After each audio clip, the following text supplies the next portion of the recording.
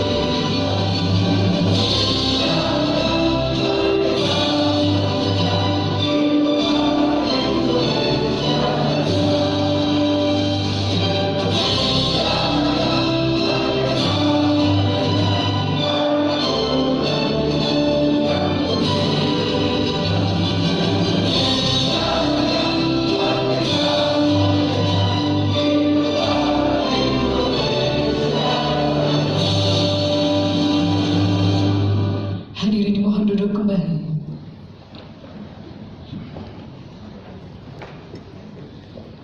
Hadirin yang kami hormati, agar acara ini dapat membawa hikmah dan barokah bagi kita semua, maka marilah sejenak kita memanjatkan doa yang dalam kesempatan ini pembacaan doa akan diimami oleh Bapak Dr. Habibur Rahman SIMM. Kepada Bapak kami persilakan.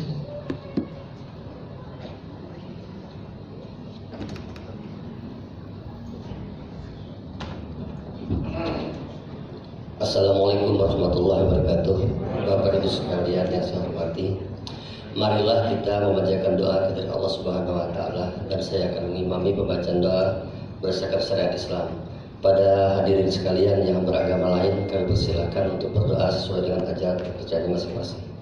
A'udzubillahi minasyaitonirrajim. Bismillahirrahmanirrahim. Ya zal jalali wal ikram. Alhamdulillahirabbil alamin, hamdan syakirin, hamdan na'imin, hamdan yuwafi ni'amahu wa yukafi mazidah. Ya Rabbana lakal hamdu kama yanbaghi li jalali wajhika karim wa azim sultanik. Allahumma shalli ala sayyidina Muhammad wa ala alihi wa sahbihi ajma'in. Wahai Allah ya Rahman ya Rahim, puji dan syukur kami panjatkan kehadirat-Mu atas segala limpahan karunia-Mu kepada kami semua, sehingga pada saat ini kami dapat hadir dalam kegiatan akselerasi dosen menuju guru besar di lingkungan Kopertis Wilayah 2. Wahai Allah, kami bermohon pada Engkau, ridhoilah dan berkahilah kegiatan kami ini, agar dapat menjadi bekal ilmu pengetahuan bagi kami, sehingga kami segera dapat menggapai apa yang menjadi cita-cita dan harapan kami semua. Wahai Allah, ya Razak, ya Ghani, ya Salam, berilah kami kesehatan jasmani dan rohani, berilah kami ilmu yang bermanfaat, berilah kami rezeki yang luas dan barokah, panjangkanlah umur kami yang barokah, serta tetapkanlah kami selalu dalam iman dan Islam. Allahumma inna nas'aluka ilman nafi'an wa rizqan wasi'an thayyiban wa amalan mutaqabbala. Allahumma fa'na bima 'allamtana wa 'allimna ma yanfa'una warzuqni ilman walhamdulillahi ala kulli hal wa a'udzubika billahi min azabin nar. Ya Allah, ya Afuw, ya Ghafur, Engkau yang Maha Pemaaf dan Engkau Maha Pengampun atas segala dosa. Ampunilah dosa kami, dosa orang tua kami, dosa para pemimpin kami, dan dosa para pendahulu kami. Tempatkanlah kami dan mereka semua senantiasa dalam lindungan rahmat dan ampunan-Mu. Ya Allah, ya Mujibas Sa'ilin, Engkau yang Maha mengabulkan doa, perkenankanlah doa dan permohonan kami. Rabbana atina fid dunya hasanah wa fil akhirati hasanah wa qina azabannar. Subhana rabbika rabbil izzati amma yasifun wa salamun alal mursalin walhamdulillahi rabbil alamin. Wassalamualaikum warahmatullahi wabarakatuh.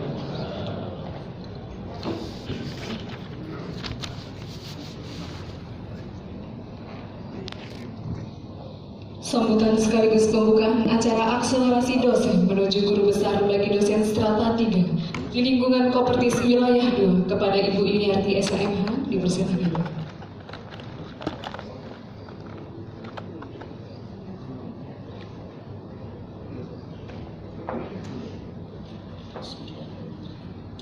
Assalamualaikum warahmatullahi wabarakatuh. Tabibun. Yang terhormat Rektor UBL Bapak Dr. M. Yusuf Sumaran Rusman MBA, yang terhormat Bapak Profesor Dr. Benyamin Maktub MPD MA, beliau adalah Direktur Karier dan Kompetensi Sumber Daya Manusia Kementerian Ristek Teknologi dan Pendidikan, yang terhormat Profesor Dr. Insinyur Yanwar Saharun, yang terhormat Profesor Dr. Azhar Holik MPD, yang terhormat Bapak-Bapak dan Ibu sekalian, terima kasih kita sudah diberi kesempatan berkumpul di tempat ini dalam kegiatan kita pada hari ini. Kami juga, saya selaku staf Kopertis Wilayah mewakili koordinator Kopertis, beliau juga minta mohon maaf yang sebesar-besarnya tidak bisa hadir pada hari ini. Kemarin beliau hadir kan karena ada kegiatan penting rapat di Semarang dalam rangka perubahan bentuk dari Kopertis ke L2 Dikti. Mudah-mudahan bisa terwujud dalam rencana sih Januari 2018 kata Pak Koordinator. Terima kasih juga kami ucapkan kepada UBL yang telah memfasilitasi kegiatan kita pada hari ini sehingga kegiatan ini bisa terlaksana dengan lancar dan mudah-mudahan bisa bermanfaat buat Bapak dan Ibu sekalian. Perlu kami informasikan juga Pak Bunyamin selaku Direktur Karier dan Kompetensi bahwa banyak Pak dokter-dokter kita di lingkungan Kopertis Wilayah 2 ini yang terhambat dalam kenaikan pangkat menuju guru besar dan lektor kepala dikarenakan sulitnya mereka untuk menulis di jurnal ilmiah terakreditasi dan jurnal internasional yang terindeks fokus Pak, karena syaratnya terlalu berat buat bapak-bapak dan ibu sekalian. Jadi banyak yang sudah 10 tahun kadang 15 tahun masih mentok di golongan 3D, nggak naik-naik pangkat ke 4A dan ke guru besarnya terhambat di tulisan itu. Mudah-mudahan pagi ini kita dapat pencerahan dan masukan-masukan dari Prof. Bunyamin sehingga Bapak dan Ibu bisa mengambil ilmu dan masukan-masukannya supaya kita bisa menuju ke guru besar dan bisa naik pangkat semua di lingkungan Kopertis Wilayah 2. Sesuai dengan harapan koordinator Kopertis Wilayah 2 juga untuk dalam pengurusan guru besar dan lektor kepala itu Pak dikasih permudahan ya Pak ya supaya jangan kadang yang sering menghambat itu tulisan-tulisan kita di jurnal ilmiah dan juga buku-buku juga kadang tidak sesuai dengan kriteria yang telah ditentukan. Jadi kami mohon masukannya dan arahan-arahan. Semoga dosen-dosen kita bersemangat untuk menulis, bersemangat untuk selalu mengadakan penelitian yang bisa digunakan untuk kenaikan pangkat dan guru besarnya. Baiklah Bapak dan Ibu sekalian, atas nama koordinator kegiatan kita pagi ini dengan mengucapkan Bismillahirrahmanirrahim, acara akselerasi dosen menuju guru besar bagi dosen S3 di lingkungan Kopertis Wilayah 2 dengan resmi kami buka. Wassalamualaikum warahmatullahi wabarakatuh.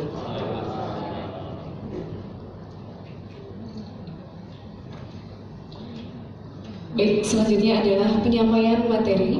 Materi pertama akan disampaikan oleh Direktur Karir dan Kompetensi Sumber Daya Manusia Kementerian Riset Teknologi dan Pendidikan Tinggi, Bapak Profesor Dr. Bunyamin Maftuf, MPD MA, dengan moderator Rektor Universitas Bandar Lampung, Bapak Dr. Insinyur M. Yusuf Sukarno Bansman, MBA. Kepada narasumber dan moderator, kami persilakan.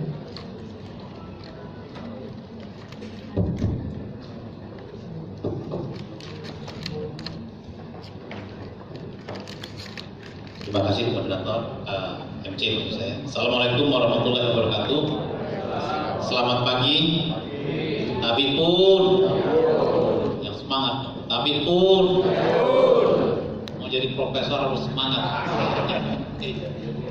Bapak Ibu sekalian yang saya muliakan, Prof. Bunyamin Maftuf MPD MA yang saya hormati. Syukur alhamdulillah pagi hari ini kita berbahagia sekali kehadiran Bapak Profesor Dr. Bunyamin Maftuf MPD MA untuk nanti berbagi pengetahuan, informasi pada kita semua ya terkait dengan pengajuan JA ke jenjang akademik dosen baik itu ke lektor kepala maupun ke profesor atau guru besar. Pada kesempatan ini juga saya ucapkan terima kasih pada Kopertis, koordinator Kopertis beserta jajarannya yang sudah memberikan kesempatan kepada kita secara khusus ini membuat acara ini dalam rangka perhatian beliau, perhatian Kopertis, perhatian pemerintah terkait dengan pentingnya peningkatan jenjang akademik dosen khususnya yang ke guru besar. Tadi sempat sebentar saya berbincang dengan Prof. Bunyamin ya bahwa khusus untuk dosen PTS di Kopertis wilayah 2 ini yang namanya guru besar ini adalah sesuatu yang hampir tidak mungkin ya, sangat-sangat langka sekali ya. Mungkin dari sekian puluh tahun berdirinya Kopertis ini baru ada nggak nyampe 5 orang profesor ya, bahkan kemarin saya challenge juga bidang-bidang tertentu belum ada profesornya ya. Oleh karena itu ini harus dimotivasi pertama bahwa diyakinkan semua dosen ya itu punya perlakuan yang sama ya untuk bisa mencapai jenjang akademik tertinggi yaitu guru besar. Nah, motivasi ini tentu sangat penting yang tentu akan kita dapatkan dari Bapak kita yaitu Bapak Profesor Dr. Bunyamin Maftuf MPD MA. Beliau ini adalah Direktur Karir dan Kompetensi Sumber Daya Manusia Kemenristek Dikti. Terima kasih Prof sudah hadir di sini bagi dengan kita semua di sini. Sebelumnya beliau juga sebagai Kepala Pusat RPM Action Research dan Pengembangan Wilayah. Beliau adalah dosen di Universitas Pendidikan Indonesia Bandung, juga sebagai konsultan pendidikan dasar dan menengah program Magister Semeo di Bangkok ya. Kemudian beragam jabatan lain yang ikut penulisan beliau. Tulisan juga sudah banyak ya, publikasi maupun konferensi. Oleh karena itu kita akan simak ya, apa nanti yang disampaikan oleh Prof. Bunyamin terkait dengan peningkatan karir dan kompetensi dosen di Kopertis wilayah 2 ini. Waktu dan tempat kami persilakan.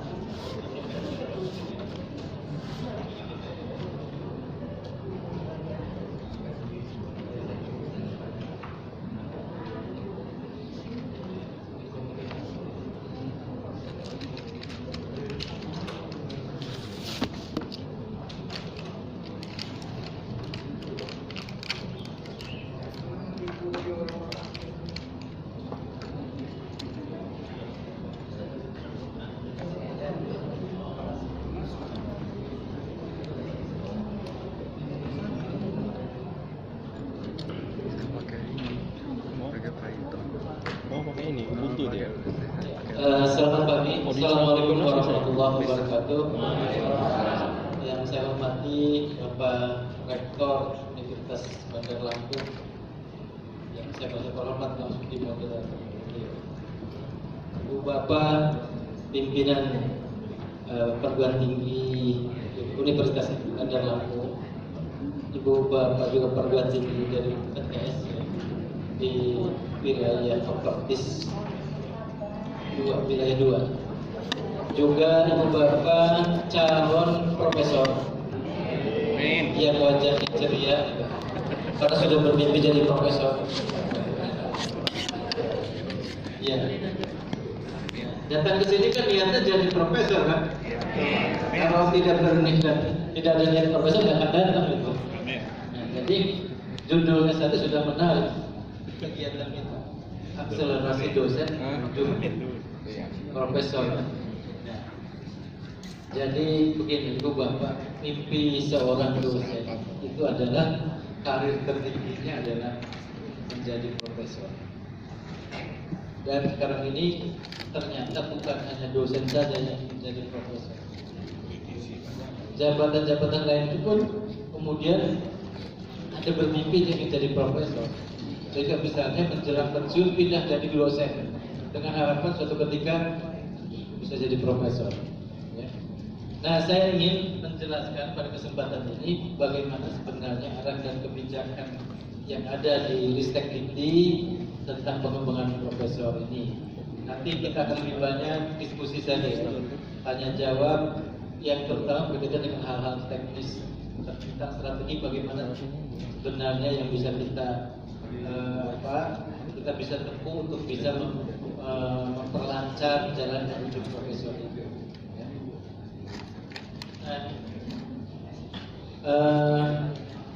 Ibu Bapak, saat ini bagaimanapun kita saat ini sedang dalam sebuah kompetisi global dalam berbagai hal, termasuk dalam hal akademik. Ya, dalam hal akademik. Mungkin pernah dengar Ibu Bapak tentang World Class University. Saya lihat di depan ada tulisan World Class University, universitas kelas dunia, dan kemudian ada rankingnya. Ya. Dari misalnya dari ranking yang 500 besar perguruan tinggi terbaik di dunia, Indonesia itu baru menempatkan 3 perguruan tinggi saja. Ya, baru UI, ITB, dan UGM. Sisanya kemana? Sisanya ada di luar 500.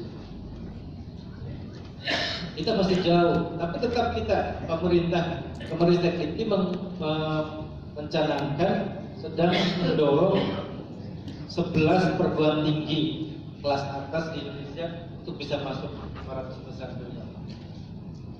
Nah, yang lainnya juga tentu didorong untuk seperti itu.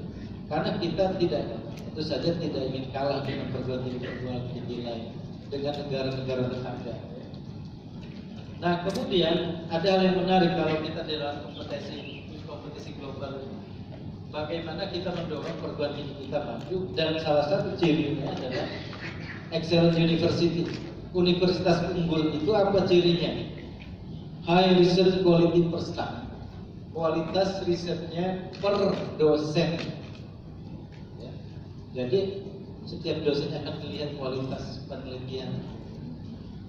Maka tentu saja kita tidak bisa melupakan bahwa salah satu tridharma itu adalah penelitian. Jangan kemudian asik dalam mengajar saja. Ya. Kemudian high publication and patent per staff. Bagaimana jumlah publikasinya juga tinggi. Ya. Banyak kadang-kadang ini Pak Rektor gitu ya, dosen yang mengeluh tentang masalah publikasi, gitu kan, mengeluh seperti itu atau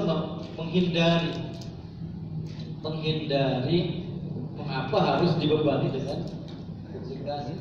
Kalau ada pernyataan seperti itu, mungkin ada kekeliruan.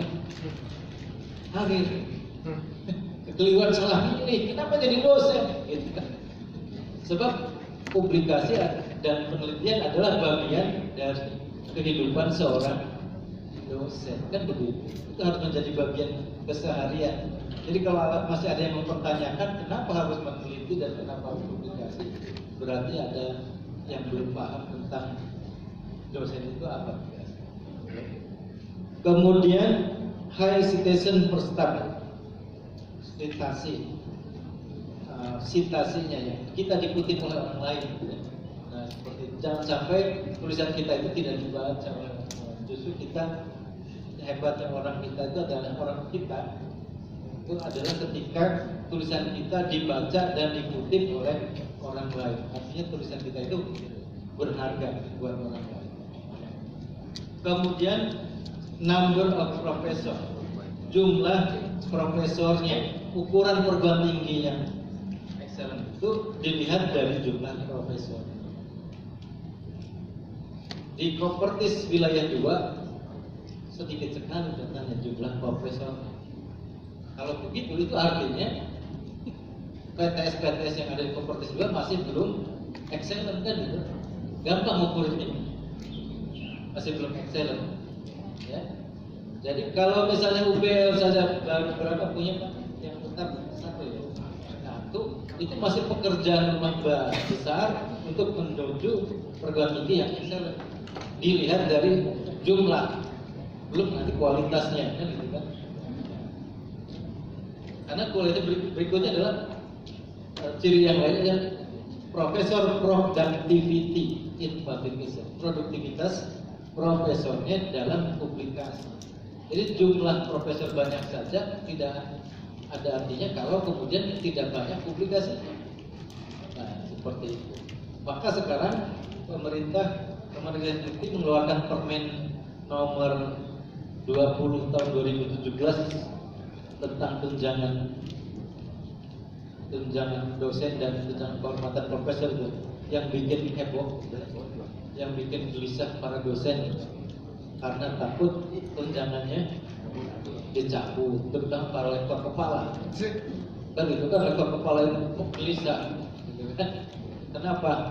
Kenapa kami tidak disamakan dengan asisten ahli dan lektor yang tidak diberi beban seperti itu dan tidak diancam tunjangannya mau dicabut kan begitu. Para lektor kepala itu ternyata banyak yang ingin kembali jadi lektor karena bebas kata dari seperti itu. Ya itu sebenarnya dikeluarkannya permen Ristek itu untuk mendorong tetap produktivitas. Meskipun sudah jadi profesor, jangan berhenti berkarya. Saya ada profesor yang ketika sudah jadi profesor kemudian berhenti berkarya, seperti sudah kehabisan nafas gitu kan. Capek mencari gitu kan. Jadi profesor kan susah benar. Begitu sudah jadi profesor, istirahat dulu. Alhamdulillah, setelah itu lupa gitu, istirahatnya kelamaan, nggak produktif lagi. Nah makanya terus diingatkan ya, bahwa harus tetap produktif. Nah, kita ingin ke sini bahwa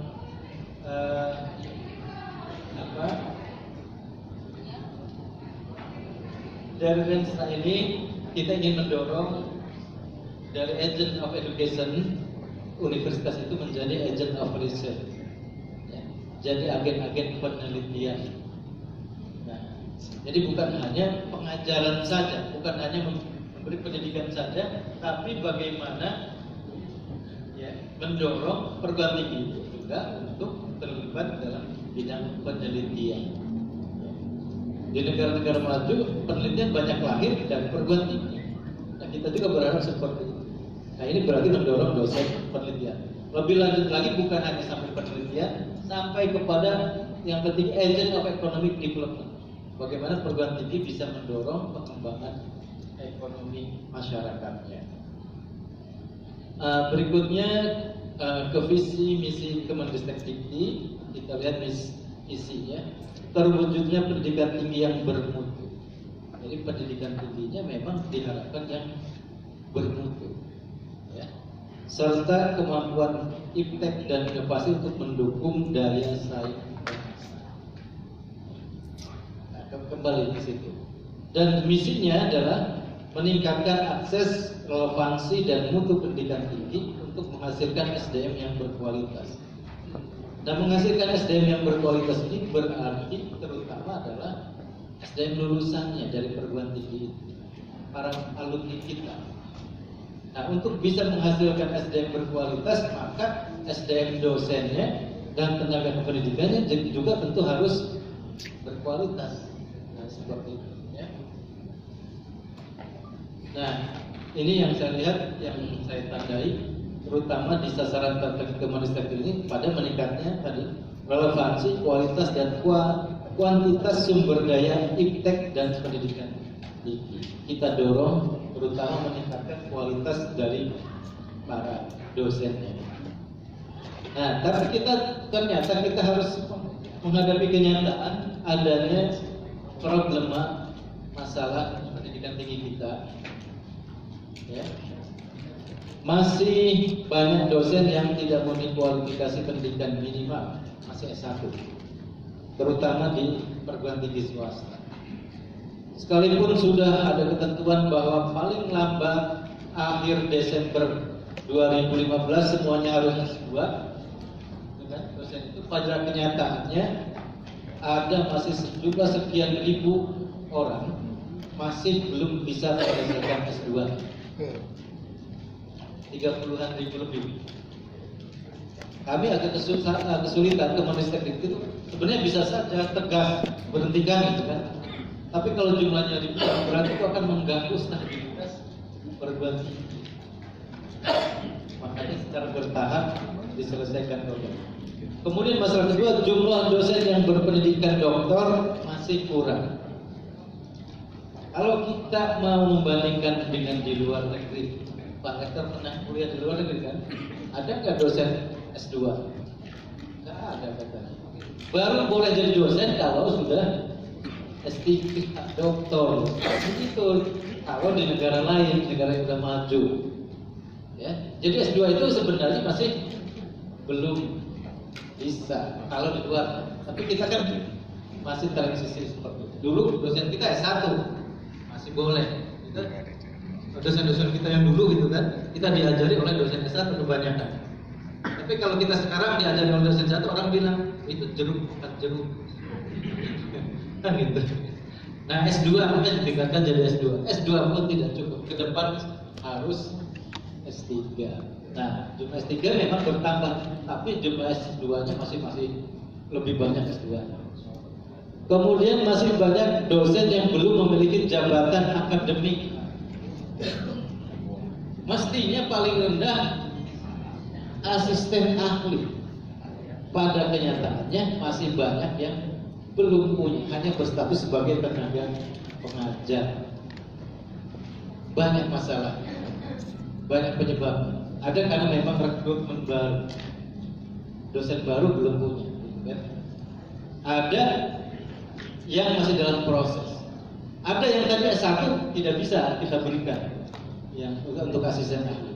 Ada yang prosesnya agak lama, di beberapa kopertis itu cukup lama itu mengurus untuk bisa asisten ahli saja. Ya. Saya dengar di kopertis 2 cepat ya. Nah, di sini asisten ahli bisa cepat. Tapi di kopertis lain ada yang mengeluh. PTS mengeluh itu kok lama di sana, berbulan-bulan nggak keluar-keluar. Nah, sehingga akhirnya banyak yang masih belum punya jabatan atau hanya sebagai tenaga pengajar. Kemudian jumlah guru besar masih sangat sedikit dibandingkan dengan jumlah seluruh dosen di Indonesia. Misalnya dosen di Indonesia itu ada 250 ribuan untuk yang ada di bawah Kemenristek-Dikti. Ditambah dengan kementerian lain itu ada sekitar 270 ribu, banyak sekali. Tapi yang menjadi profesor hanya 2% saja, ya? Hanya 2% saja, hanya 5.200 saja, sedikit sekali. Ada beberapa perguruan tinggi sama sekali tidak ada profesor. Ya. Coba ibu bapak angkat tangan perguruan tingginya yang belum punya profesor satupun. Oh, hampir semua. Ya. Nah, itu contohnya masih banyak perguruan tinggi satupun profesor. Nah, barangkali calon profesornya ada di sini kan? Ya, jadi pekerjaan kami adalah bagaimana mendorong. Ya paling tidak ada. Yang ideal itu 10% dari dosen itu profesor ideal. Kalau misalnya UBL punya 200 dosen, 10%-nya 20. Pekerjaan berat kan? Tapi PTN juga jarang yang 10%, jarang, sangat jarang dibandingkan dengan jumlah profesor dosennya gitu. 5% saja sudah lumayan gitu, untuk PTN. Kebanyakan di bawah 10%. Ya. Jadi memang bukan pekerjaan ringan mendorong jumlah profesornya. Kemudian publikasi ilmiah kita masih sangat rendah dibandingkan dengan negara lain. Kita ambil lihat data-datanya dulu ya. Ini lihat dari jenjang pendidikan kita, tadi kebanyakan masih S2, S1 ternyata angka 24 Agustus ini angka terakhir itu sekitar 44.000, masih banyak. S3 32.000. Ya. Kemudian, nah ini yang PTS. Nah PTS ini kelihatan sekali kan di situ, yang merah tua justru yang S1 kebanyakan ada di ya. Yang S3 masih di bawah PTN, sudah mulai lah meningkat 11 ribuan. Nah kemudian ini dilihat dari jabatan akademik. Jabatan akademik tadi sebagian besar masih tenaga pengajar. Asisten ahli lumayan 22%, lektor 20%, lektor kepala 12%.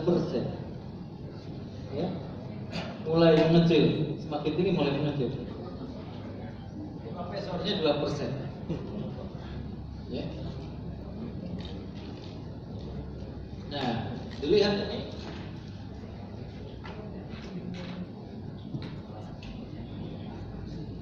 Hilang. Yang PTS-nya.